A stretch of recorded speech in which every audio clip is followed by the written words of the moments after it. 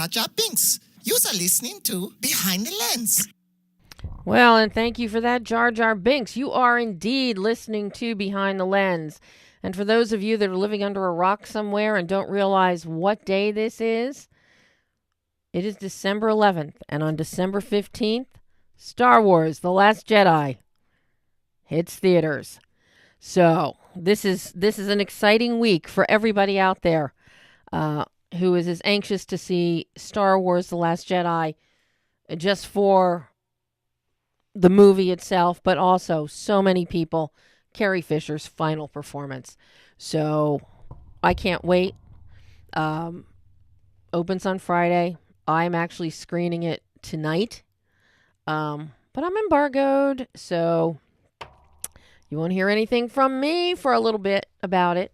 But I can't wait. I know advanced ticket sales are already going through the roof. But you know it's going to be an absolute extravaganza. So, welcome to Behind the Lens. We are almost done for the year. I can't believe it. Today is I'm Debbie Elias, creator and host of Behind the Lens. Film critic. You can find my movie reviews and interviews 24/7 on behindthelensonline.net and numerous other places around the globe in print and online. But every Monday, you can find me right here live on adrenalineradio.com, 11 a.m. Pacific, 2 p.m. Eastern Time, with Behind the Lens, where we go behind the lens and below the line with filmmakers, craftsmen, artisans, and fill you in on what makes a movie. Today, we're really going to have fun talking about what makes a movie, because at the midway point of the show, we have an incredible writer-director, a gentleman that I had the pleasure of meeting for the first time with his first film, Dead Man's Burden, a few years ago at LA Film Festival. He is back again now with another Western, The Ballad of Lefty Brown, starring none other than Bill Pullman, Peter Fonda. So we've got some Western heritage there. It is JARED MOSHE who is with us at the halfway point. And for all of you directors out there and you cinephiles, I got to tell you, JARED is a purist. Shot this in Super 35 with natural light. So, and showcasing some of the most beauteous parts of America to represent the Old West that we've seen in a while. So I can't wait to have him on the show to talk to him. But before we get to him, I've got some exclusive interviews we're going to get to after we talk about, for a couple minutes, the 75th Golden Globe nominees announced this morning. Big news for The Shape of Water, which I know many of you haven't seen yet. I know my sound engineer, Pam, is saying, I haven't seen that much. Where is it? What is it? It's coming. It's filtering your way. It is flowing your way to theaters. And I can't encourage you highly enough to go see it. It is amazing. It is from the master himself, Guillermo del Toro. Stars Sally Hawkins, Octavia Spencer, Richard Jenkins.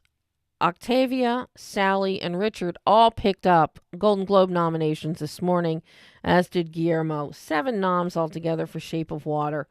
Absolutely amazing film. See it.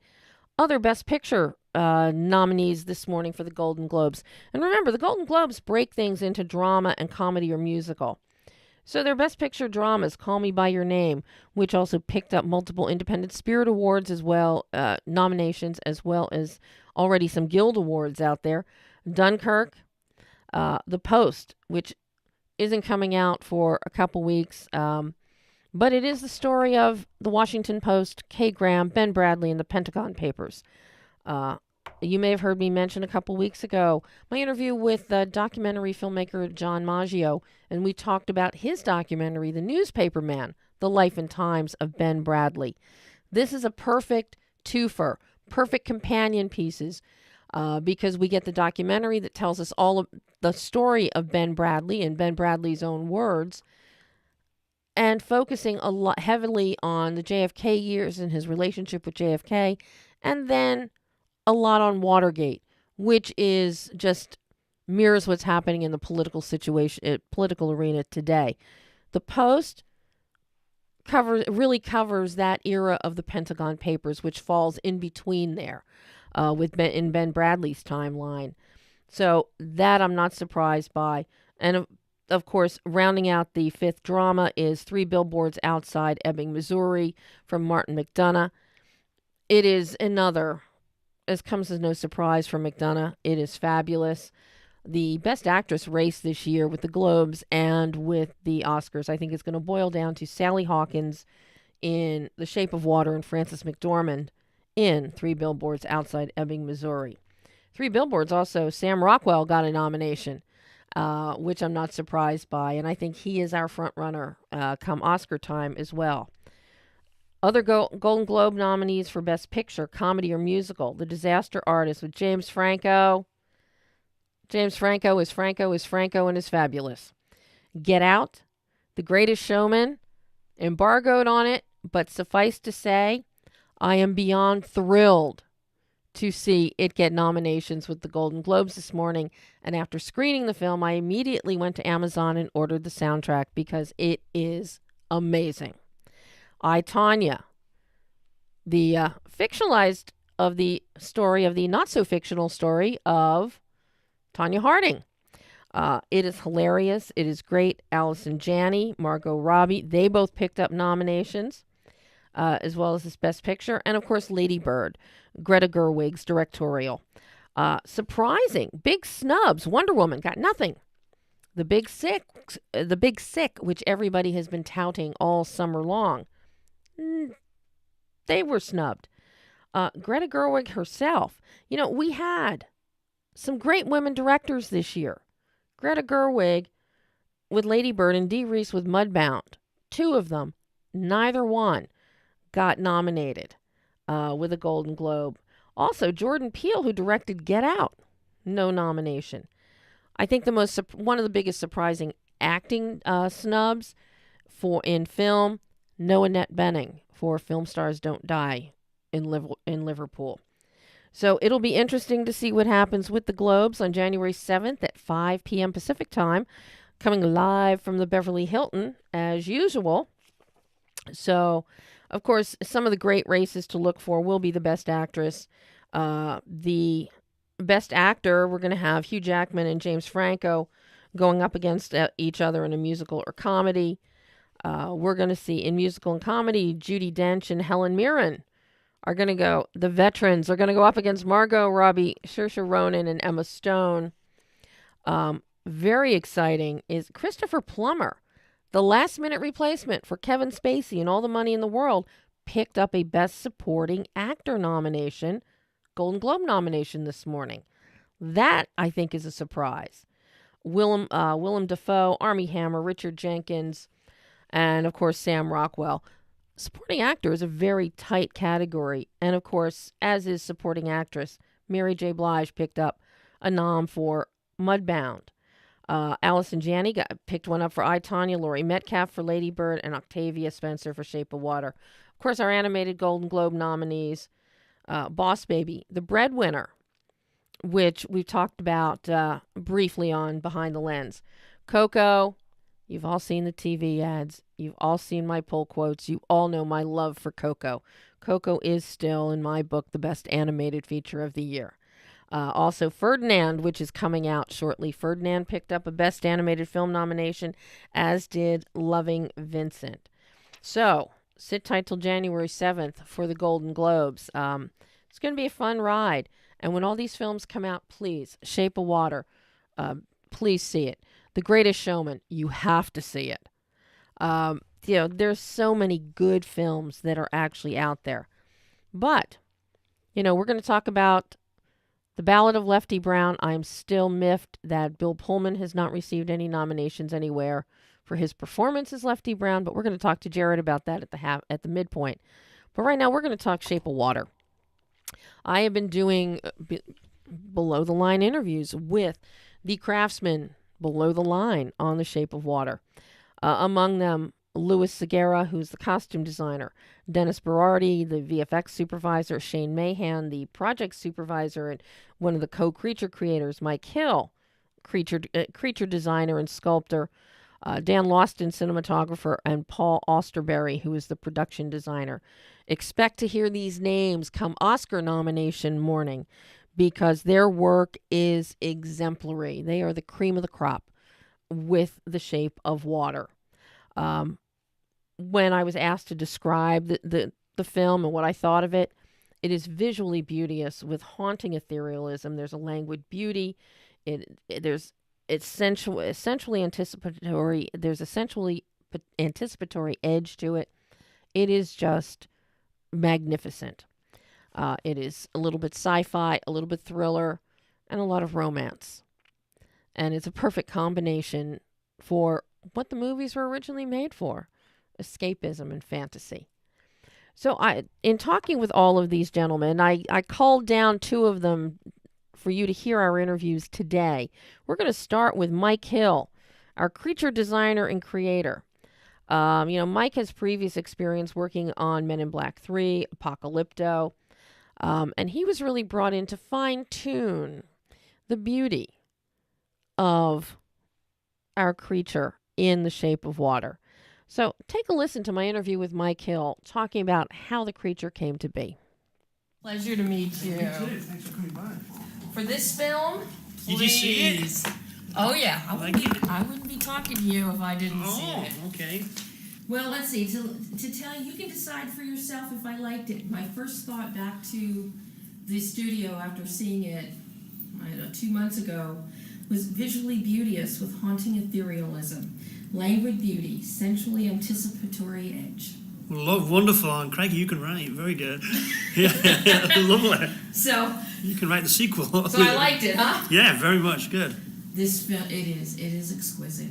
Isn't it? And the creature, number one, it's the most beautiful creature I've ever seen on screen. Oh, thank you. Okay. And yeah, I was diehard, with going all the way back to the 20s, 30s, the monster movies, Phantom, all Me the, too. Mm-hmm. and I have never seen anything as beautiful. Oh, that's as excellent. this It's creature. nice for you to say. But more than the beauty of the creature is the emotion that we get, thanks to the facial expressiveness, which I know a lot of that is VFX. But without that design, without the sculpting of the head, of the features, it wouldn't mean anything. Yeah, I mean, it was a makeup, so he did move with his face. He could express. But the issue was that because we have these fish eyes that are out in front, we couldn't, if we'd have put mechanics in there to move those blinks and not do the CGI, as you said, you made the head bigger. So to make the head bigger, it's always a mistake, what people do. So then you have to make the body bigger to supplement the head. And then we get rid of that sexy, lithe body that we wanted on him, that athletic, eel-like man almost. Once Sally Hawkins saw him, that spark, that connection, that delicate hesitancy of curiosity she had, it's like you don't even see him as a creature. No. You see this as a love story. Yeah. That was our main director from Guillermo. When Guillermo first contacted me, his email was very brief. It was, "Hey Mike, I want you to be lead sculptor on the creature." I paced around the room a little bit because Guillermo and I already had a business friendship where he would buy a lot of my artwork, and I never worked on a movie with him. And I was like, do I risk that? It took me like 2 minutes. I was like, "Are you nuts? This is a creature from the movie you adore back in the day, as you said, the Universal monsters." And then Guillermo del Toro. It's like, it's a match made in heaven. So I did a wrist. I think I was standing on my head doing backflips when I wrote. Yes, of course, if you need me, Oh, yes. Yeah. So very sedate and calm in your response. Yeah. Come on, man. Yeah. So it was very, very flattering for him to ask me to come aboard. It was great. Well, at what stage did you come into the picture? Because I know there were early mock-ups and early drawings. There was. And I know then Shane came on board. But I know that you are the head guy. You're the head guy. Okay. Everybody talks about Mike being for the facial, for the head, for the. So, at what point did you come on? How much time will we have a lot of? Okay, I was over at Guillermo's house and I saw a maquette of this Gilman, this creature, and I didn't ask any questions because I'm like, I know the business. Don't ask too many questions and you get no lies. And Guillermo said, "Oh, this is the maquette for this new creature movie I'm doing." And under my breath, I thought, "God damn it, Guillermo! I wish I could have had a go at that," you know. And then 2 weeks later, he sent that email that said, "Hey," and his main director to me was Mike. I want you to give this thing a soul, you know. And I looked at the previous design, and though it was a wonderful design, to me it was slightly monstrous a design. It'd be great in a different movie, but not particularly in this one, because of the relations that the creature has to have with Sally. I said, "Well, Guillermo, no one's going to want to kiss a fish mouth, you know." So what I did for the design aspect is I did a sketch with Guillermo. I started off with lips. I looked at I googled handsome male models is what I did, and found some male voluptuous lips. And I started to build the face from there, you know. And obviously I had to amalgamate man and fish, but you could still give him a strong jaw, and still give him a cleft, and still give him, you know, a nice, you know, bronze, you know, bust type, you know, profile, very, you know, architectural in its form.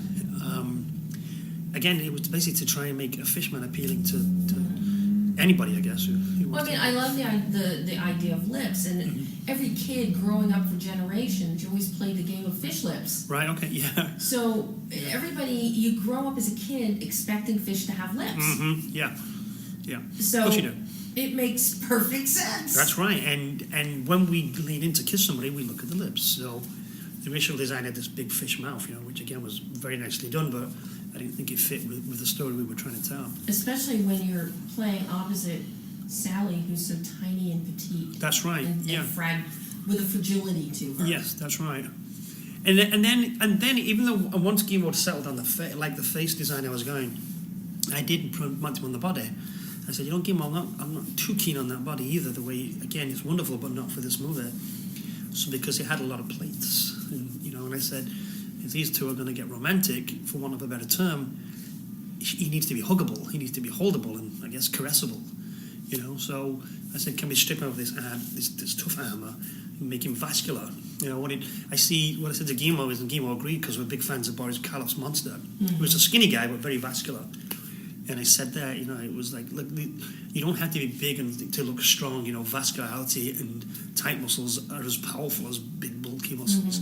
So, and that helped with us making him sexy. You know, making him again very streamlined and with no bulk. Did you look at any amphibious or any fish designs of construct of actual creatures to get any kind of ideas for that? You mean fabricated creatures, or you mean real life creatures? Real ones. Oh yeah, I mean I looked at a lot of aquatic animals, you know. And in fact, the design of the face, where I have this the actual face, is I designed it twofold. One is to be able to go on and off easily, the front plate, and glue that down, and not have to blend it off too much, which takes hours in the makeup chair. I knew we had to get the whole suit on him.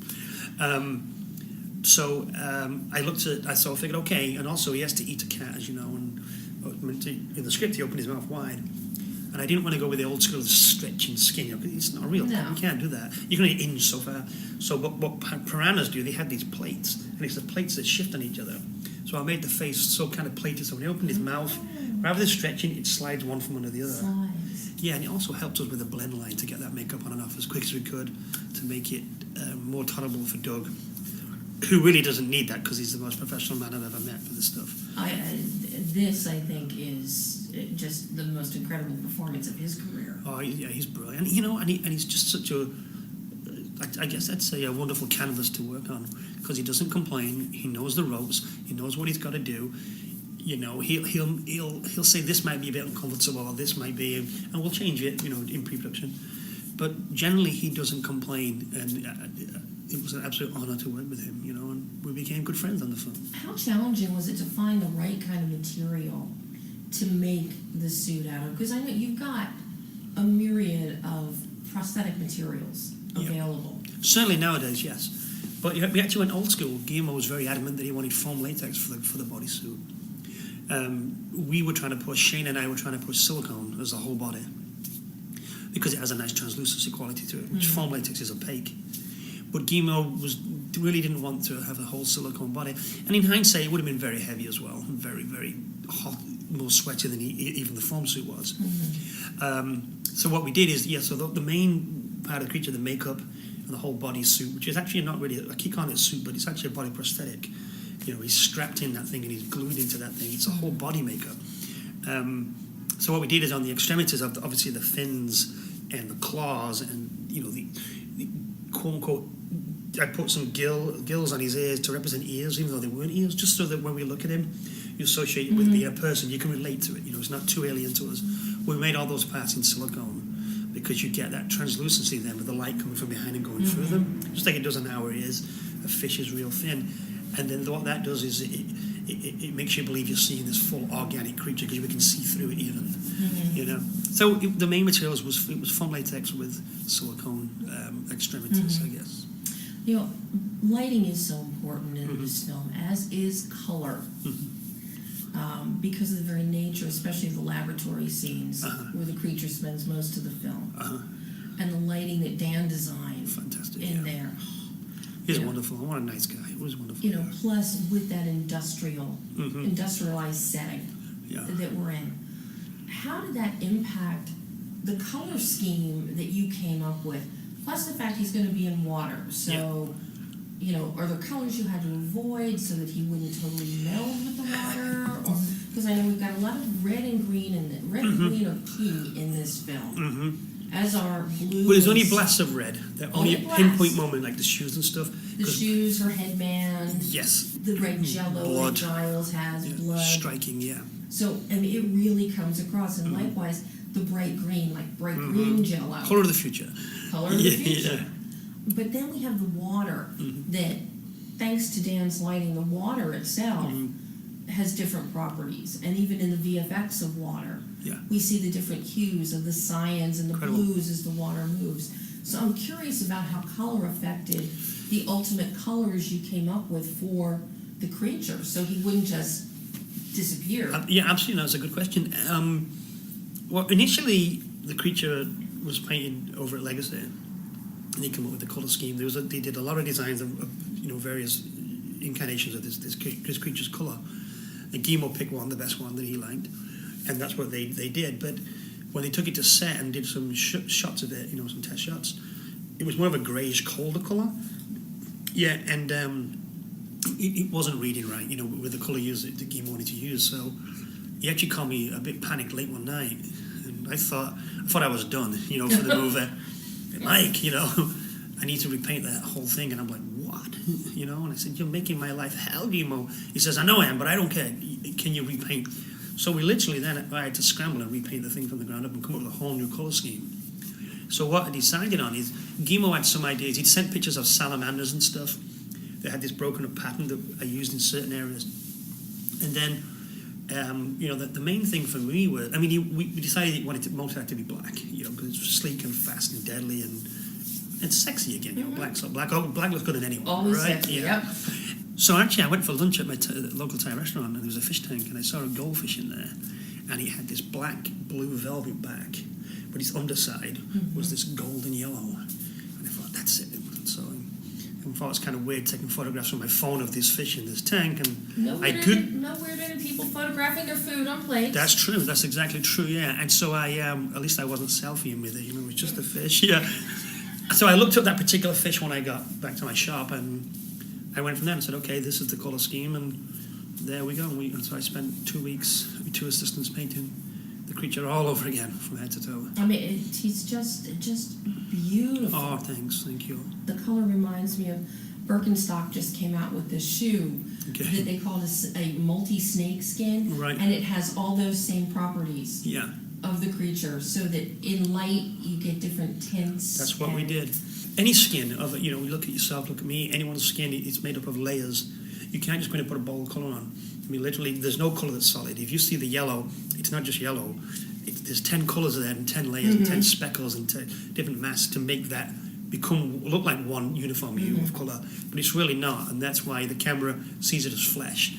So you're right, I'm glad you noticed those textures, because some of the scales we sculpted in on the shoulders areas, down the rib, I believe, sides of the legs, but some of them were just painted on, and that's so that from light direction from one side, these ones will pick up, but on another side, when these might not, these will, because they're painted.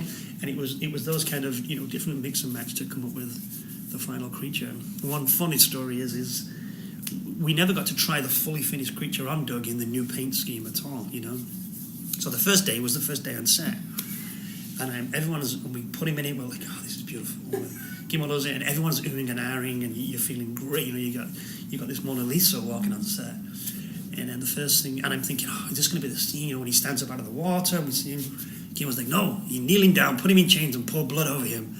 And I could have cried. It was like, That's again. the first thing you had to do to this beautiful work of art. We only had one suit at that stage as well. Eventually we had 4. Legacy made 4 suits in total. But originally we only had one for at least 7 to 10 days, I think it was. Oh my God. Yeah, so we spent the whole night washing that suit out then and trying to dry that suit and get it ready for the next day. So, and Guillermo in hindsight said, yeah, that was kind of a bad thing to do on the first, but it worked out eventually. You throw people in the deep end, and excuse the pun, and everything else seems simple after that. It was good. Did it impact your decisions at all? Because there are so many scenes where Doug is in the suit and he's actually sitting in that pool. Mm-hmm. So part of him is out on dry land, then in Elias's apartment. He's in dry land or halfway in the bathtub, but he's walking around and all. So the fact that you needed a wet look and a dry look, so to speak, did that also impact the ultimate finish? Well, Guillermo originally, he wanted the creature to not be glossy, he wanted it to be matte. Because a lot of things, fish when they're out of water, they're not really shiny, they're matte. I figured he should be at least semi-sheeny to give us the impression that he's aquatic, So the day that we actually kneeled him down on the torture scene, as you saw in the movie, to make the blood run, I started spritzing with water, and I started spritzing a bit more, and I started spritzing a bit more, and I kind of coaxed it in to make this thing look all the time. So before every shot in the movie, we sprayed him down, with water. That was one of the things. Spritz! You'd run on, wet him all the way over, and then, except for the dry for wet scenes, which, as you know, is when he's meant to be underwater, but he's not really. Because again, if you look at a fish underwater, they don't look wet. Right. It flattens out. It's an optical illusion. It just flattens out. So those scenes, he wasn't quite as wet as when he was walking around the apartment and stuff like that. That can impact your entire finish with the lighting and... Yeah. But thankfully, you're right again. If you put a sponge in water and you'd pull it out, the sponge looks darker because of the water. But it didn't really affect, because the rubber was a rubber-based paint.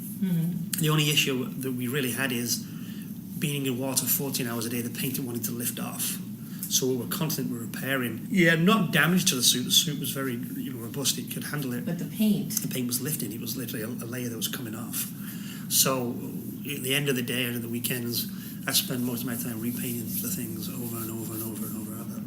I'd say at least 20 times. Yeah, I repainted that thing. So before she gives me the hook and drags me this is a good one. I'm gonna ask you, Mike, what did you personally take away from the experience of making this film that you can now take forward into future projects? I mean, you encountered new technical problems, but also working with Guillermo for the first time on a film. The main thing that I take from it is, I think it's the first time in my life that I actually felt like an artist. You can say you're an artist, but Guillermo makes you feel like a real artist, and he treats you like one, and he talks to you like one, and he brags about you like one. So I came away feeling that I was finally an artist after 47 years. That's all. It only took 47 years. Just 47 years, yeah. Because I hold him in such high regard as an artist himself. He knows this stuff better than we do. You can't pull the wool over his eyes. He knows everything. So to have that kind of, Guillermo keeps calling me the father of the creature. To have that a flattery almost. It made me feel good. He was very kind, very generous, and I'm very proud to work with him. Can't wait for the next one. Now I need the Wolfman. And that was the incredible Mike Hill.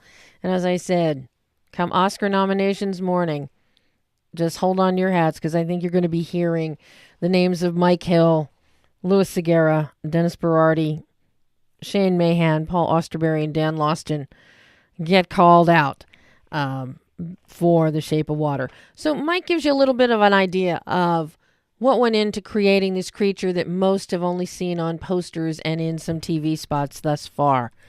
Let's see. It was a long interview.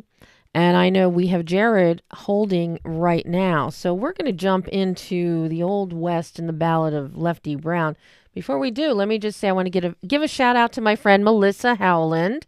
We are movie geeks. Our illustrious boss is Facebook living the show on his page, Nick Federoff, Federoff on Facebook. If anybody wants to just take a peek at the Facebook Live. Melissa is, which is why I have to give her a big shout out. So thank you, Melissa.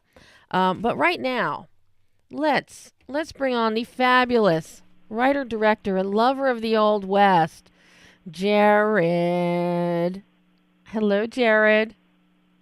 Hi, Debbie Lynn. How are you? I am fine. I am so thrilled that you are calling in today to talk about the Ballad of Lefty Brown. I'm always happy to talk about the Ballad of Lefty Brown. Well, I'm always happy to talk to you because you make these fabulous westerns, and I love, as you know, I love westerns. I mean, with your first one, Dead Man's Burden, your first shot out of the gate, beautiful, beautiful film. You brought in some old stalwarts like Loose Reins, who I think you have in Lefty Brown. And no, unfortunately, we weren't able to get Loose for Lefty. Loose is a Montana guy.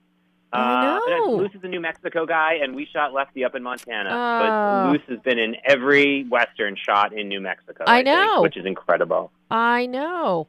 But, with Dead Man's Burden, you also had Richard Reel, and Richard has been in everything known to mankind. He is. And I adore him. His face is so recognizable. But more so, with the Ballad of Lefty Brown, not only do you bring in Sons of Anarchy's Tommy Flanagan to play U.S. Marshal Tom Hara, you get Peter Fonda and one of my favorite guys, Bill Pullman, in the starring role as Lefty Brown. You have done your cast is exemplary, and what you have created, what you have written, is amazing. I think I told you and Bill, this film is to Bill what the hero is to Sam Elliott and what Lucky is to Harry Dean Stanton. Well, thank you. Bill was such a joy to work with. I mean, the entire cast was wonderful in the film, but Bill, we had him part of this movie for a year before we started production, and his spirit infuses the film on every level. He's an incredible talent, and I'm so glad I got to work with him on this film. I mean, I just can't believe that you got Bill and you got Peter. I mean, that is, Western legacy come to life for you. Well, it's this film is so tied to the Western legacy. We wanted it to feel like it fit into that tradition that started with Stagecoach and spread through everything from The Searchers to Rio Bravo, those classical Westerns. So it was really important to both cast it with actors who felt like they could belong in those films or had ties to those films, and the characters really are those archetypes come to life. Mm-hmm. I mean, it's the Ballad of Lefty Brown it's an incredible character study, not only as to individual men, but as to the way of life and the code that men walked by in the Old West. And not many people can embrace that or understand it. You have an incredible understanding of that.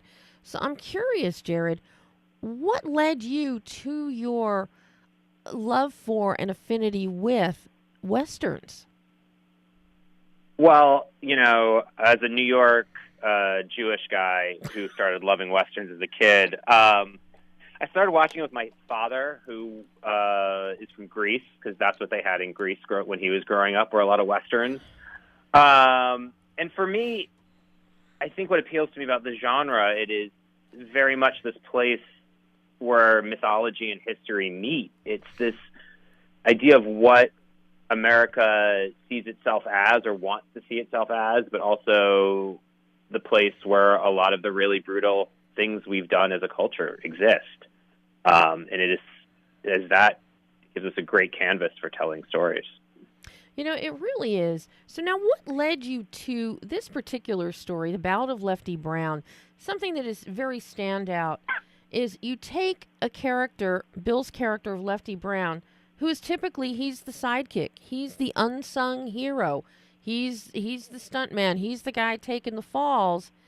But he has an undying loyalty to, who would be the leading man typically in a film. But here, you take this sidekick and you make him the leading man. So I find this very fascinating, how you came up with this and designed it. Well, I was so interested in that sidekick character from watching these old John Wayne Westerns, where he always had this sidekick, whether it was Walter Brennan, Andy Devine, Gabby Hayes. I mean, the list is endless. But you had this character who was always laughed at by the audience.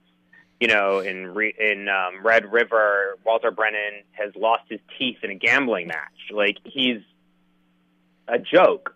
Yet, he's the guy who is with John Wayne at all turns. He's the guy who's there to watch his back when everything goes to hell. In Red River, he's the one who, when John Wayne is about to get shot down, he throws him the rifle. Mm-hmm. And I was really interested in this dichotomy of a character who we are laughing at, who the other characters are laughing at, yet the hero relies on to such a powerful degree. And I wanted to try to find the human being behind that sort of character. Mm-hmm. So once you decided that's how you wanted to approach it, how did you come up with the mechanics of the story? Because the story, I think, is just fascinating. And you give us plenty of, we've got a huge story twist in there. You've got some great commentary that is as applicable today as it was back in the 1800s. So how did you then go about developing your plot points and the storyline? And you have a very strong woman in there with the face of Kathy Baker as Sarah. Laura. Yes. She is, for me, once I knew I wanted to make this movie about that sidekick archetype, I decided, well, the only way this character is ever going to get into the spotlight is if the hero is killed. So I knew the story was going to have to be the hero being killed, and the sidekick stepping out of the shadow to hunt down that killer. But then, as I sort of thought about the world, I realized that there were a lot of these sort of archetype characters that I could play with. You look at, Rio Bravo for sort of a classical example. You have Walter Brennan's sidekick character, John Wayne's hero. But then you have Dude, played by Dean Martin, who is the drunk sheriff, who's constantly suffering with alcoholism. And that sort of character became the Tommy Flanagan's Tom Hara character in this. Mm-hmm. You have the young kid. You have this young guy in Rio Bravo. It's Ricky Nelson, but in The Man Who Shot Liberty Valance, it's like Jimmy Stewart, the guy who becomes a protege of the John Wayne character, who is also sort of who, in my mind, often sort of believes in law and order.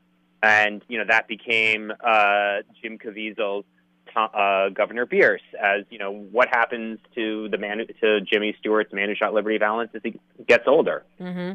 And then the female character is interesting because in so many of these Westerns, the female character sometimes even feels like she's out of a different movie, but usually she's really just played as a love interest. Right. And even the strong women in a lot of these, she's like a screwball character plucked out of New York and dropped into the Old West. Mm-hmm.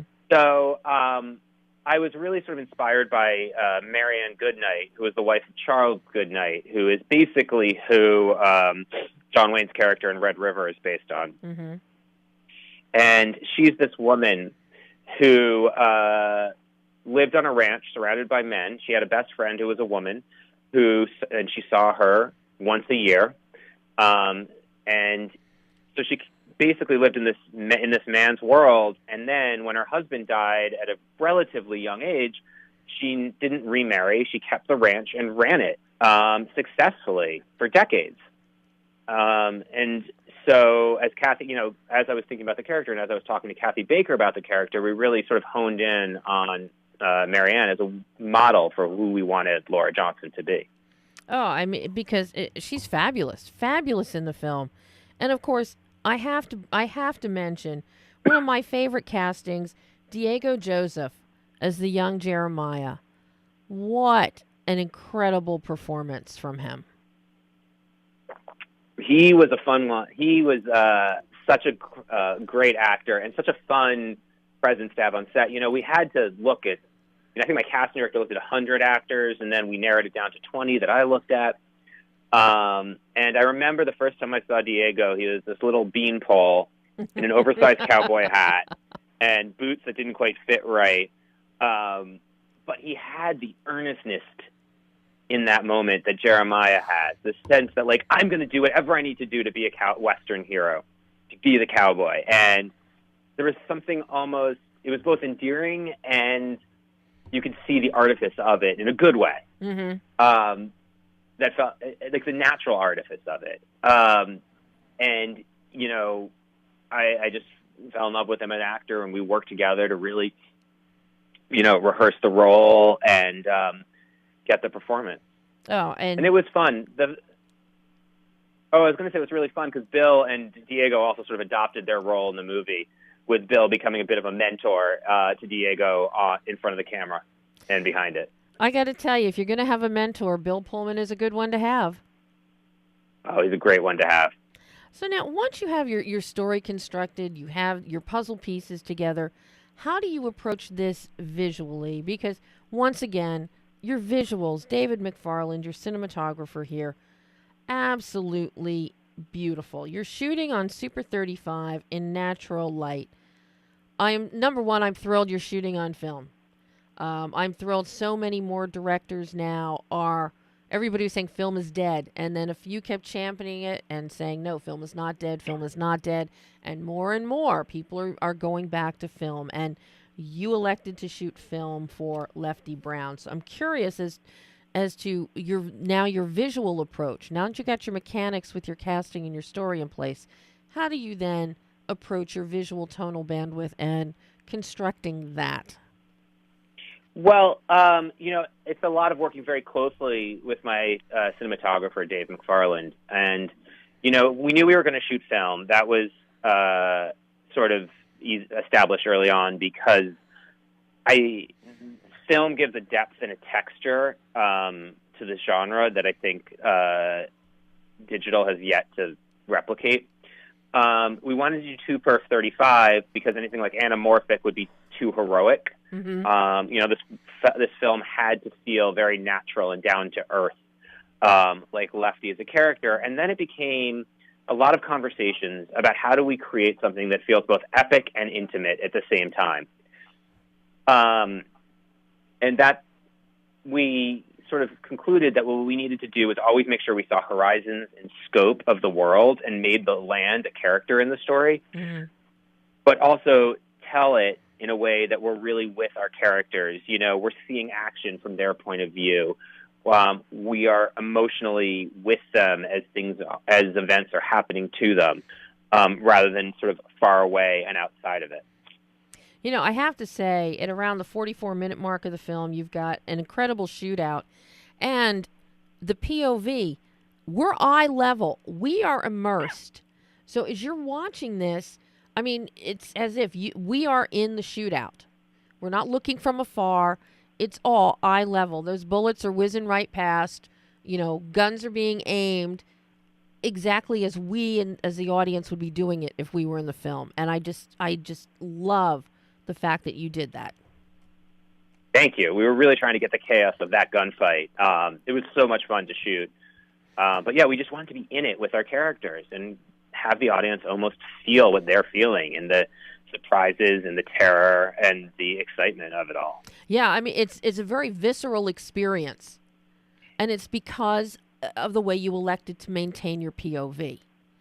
And, I think so many directors would have opted for crane shots or, a voyeuristic approach. But no, having you smack dab in there, it really enhances the experience of this film. Well, I always sort of feel like it's more interesting to see the reaction of a person realizing they get hit by a bullet than a bullet actually entering them. Mm-hmm. Because what does it do to you to realize that, like, the feeling and the sense of, like, you're shot, the surprise, the shock, the fear, the pain, or, to have a plan, to be going into it, you've worked out, you've come up with a plan, and suddenly it goes upside down. I want to show the emotion of that, and the feeling and what you have to do when your plan goes upside down, not sort of be outside of it. Well, you definitely show emotion with the bullet removal scene. I can tell you that much. That was a fun one. That was a fun one.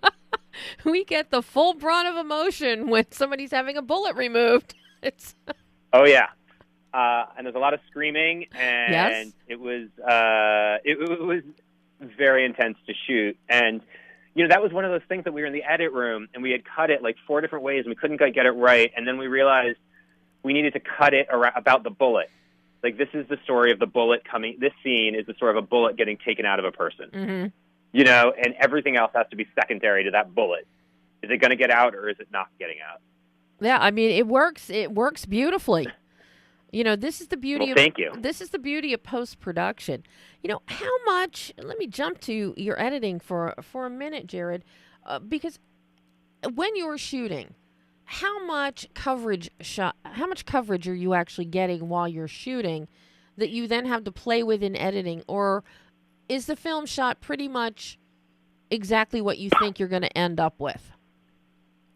Well, we didn't have a whole lot of time to make this movie, so we really didn't have a ton of coverage. We shot, we would do one or two takes, but we would shoot what we wanted, the way it would cut together. I'm always editing in my head, so then it's a matter of when we get to post, we don't have a lot of options. The film has to cut a certain way, but it becomes about how are we crafting those cuts and how are we crafting the rhythm and the beats of it. My editor, Terrell Gibson, I think one of his greatest strengths as an editor is understanding, how a cut enhances the emotion of a moment or a scene. And making sure that those beats and those feelings come across, and being patient enough to let that happen. No, the editing is wonderful because you let the film breathe. You give us moments to breathe and to embrace and to understand the world that we're entering.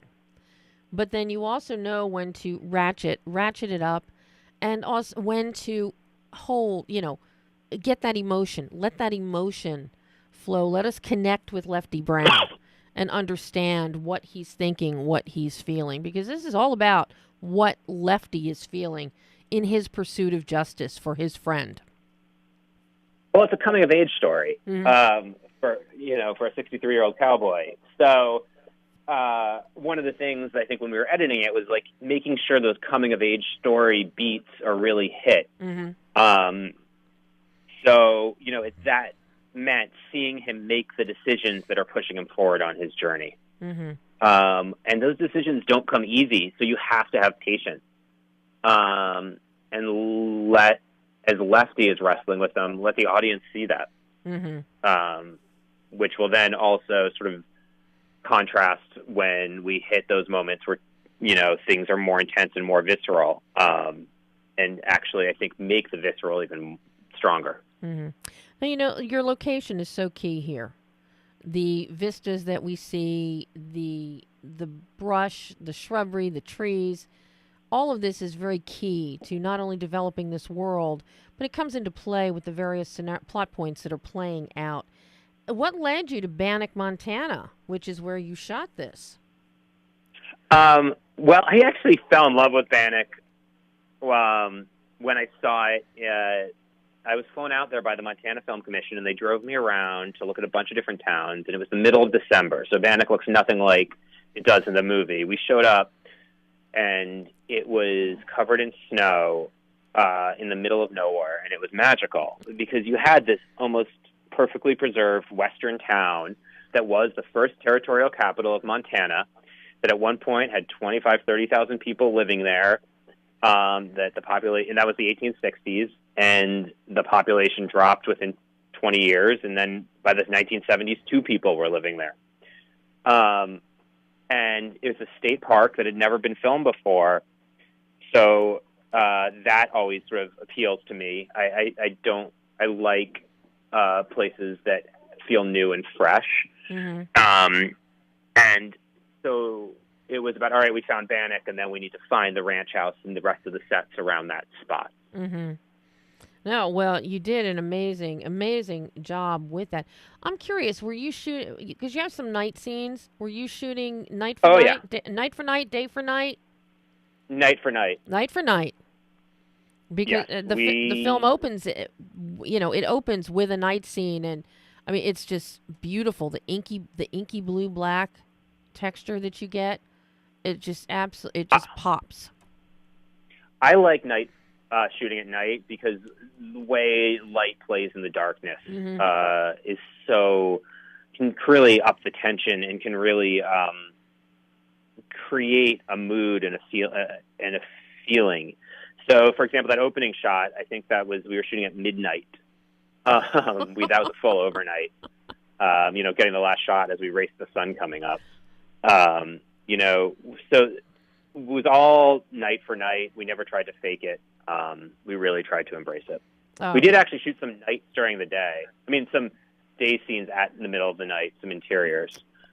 Well, it's interiors, okay, we can get away with that. But, the beauty of, and, being up in with landscape like in Bannock, it's not like being in the city where in nighttime you don't realize it's nighttime because of all the lights everywhere. You really get to embrace what actually is night. Yeah, that was really important for all our locations. You want them to be isolated. You don't want to have that light pollution coming in. You want to be able to put the camera in pretty much any direction and not see modernity. Mm-hmm. To be honest, Montana allows for that a lot. I mean, it really is the frontier unmarred by civilization. Yeah, and it's funny because I think of that with light with your film, and then I recently spoke with the sound designer for The Beguiled, and instead of light issues, he had the modernity of sound that then had to be stripped from the entire film because they shot outside New Orleans, but even though they were outside, it wasn't far enough away that you still didn't have some of present day, orally appearing. So they had to strip every bit of that sound out of a film. Well, I remember sound is something I'm so obsessive about that, as we were leading up to prep, I kept wanting to talk multiple times to our sound, our wonderful sound team. And, I think my line producer at one point commented after we finished that, she'd never had a director so insistent about, making sure every sound was incorporated into every conversation. And because of exactly what The Beguiled dealt with. Yeah, and when you're set in the 1800s and 1860, you don't have all of the noisy ambient sound that that obscures so much of what's in our daily life today. Back then, setting down a tin cup, setting down a bottle on a rough-hewn wood tabletop, you're going to hear that. You're going to hear it as with the heel toe of a foot going on the wood floor in a bar. You're going to hear it as the coin is laid down or when somebody spits in a spittoon. There's not enough noise to obscure that. So that is very important. And I'm so glad you paid attention to that because I would have been like, well, I don't hear it. I don't hear it. I would have been very, very upset to not. You got to hear all those things. You have to, or else you don't. Sound, it carries. People speak softer. Noises, you have to be extra quiet. And that quietness, I think, feeds into the lifestyle there, at least comparative to what it is today. Mm-hmm. And something that you have done beautifully, working with your composer, Scott Salinas, I mean, I'm a fan of Scott's work anyway. After what he did for Matt Heineman on his documentaries, Cartel Land, City of Ghosts. This is the first score I've heard by Scott that is for a narrative film, and I have to say, Scott did Dead End's Burden too. oh, he did. Okay, all right. Yep. But this is the use of piano, some banjo, guitar. I mean, it's the instrumentality is fascinating. I'm curious, what were you looking for? What were your conversations with Scott like?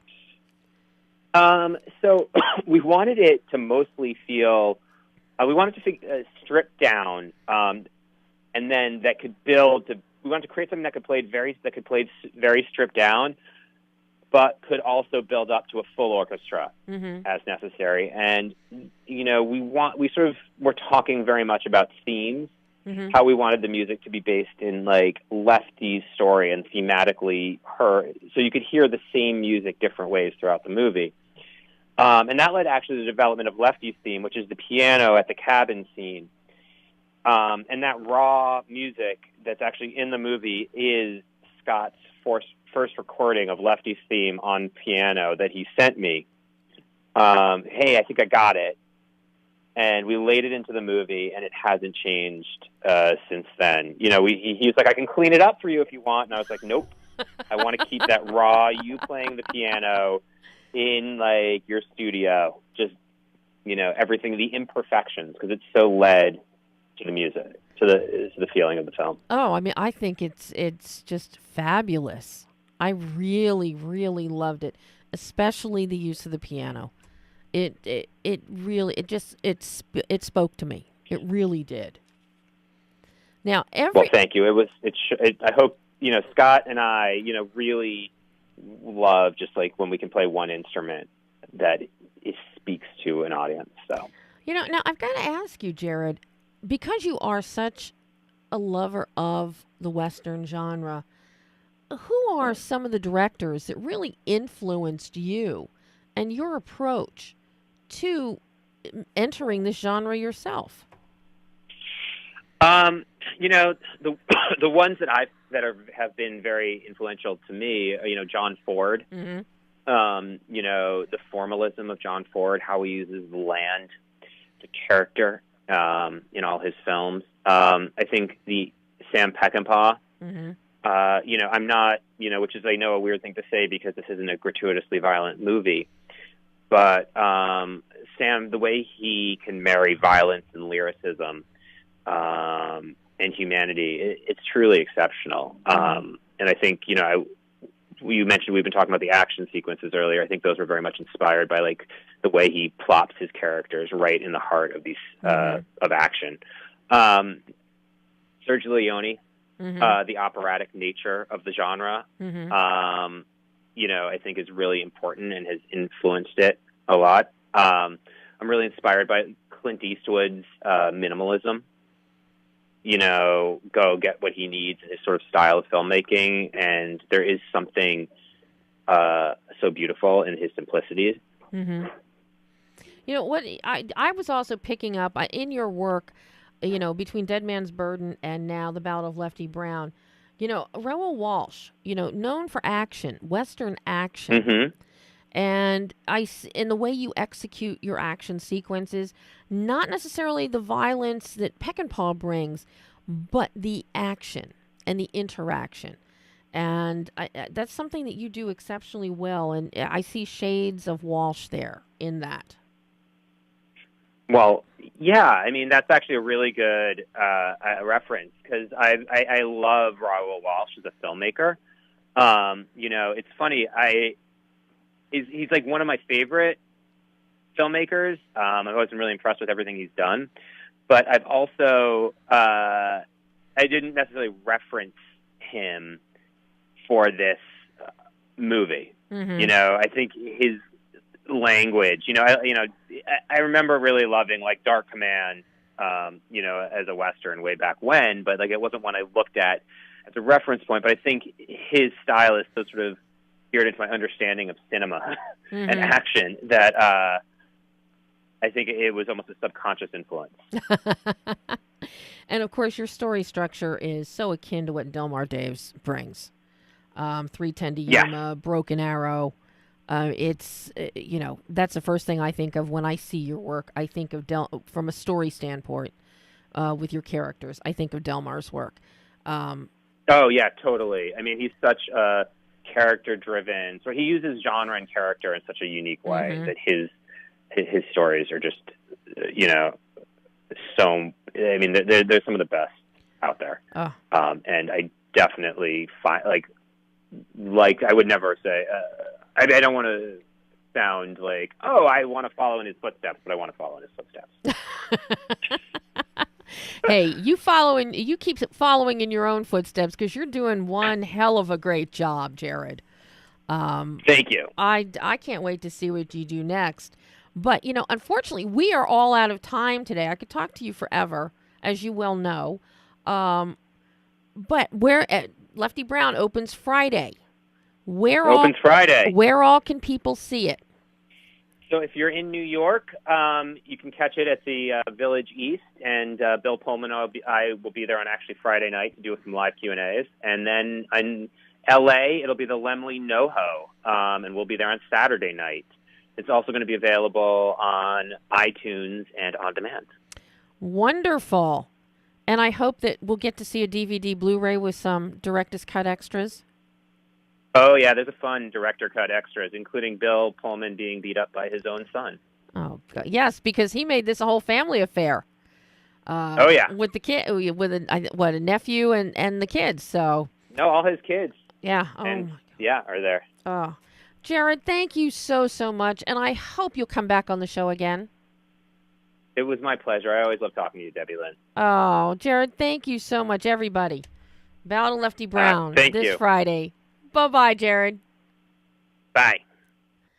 And that was Jared Moshe talking The Ballad of Lefty Brown in theaters Friday. That is all the time we have. We're already 2 minutes over. So Pam will probably do something weird and wondrous on the actual podcast edit for Adrenaline. I won't do anything weird and wondrous for the podcast on other sites where the show plays. But until next week, Friday, Star Wars. After you see Star Wars, go see The Ballad of Lefty Brown. And until next week, I'm Debbie Elias. This is Behind the Lens.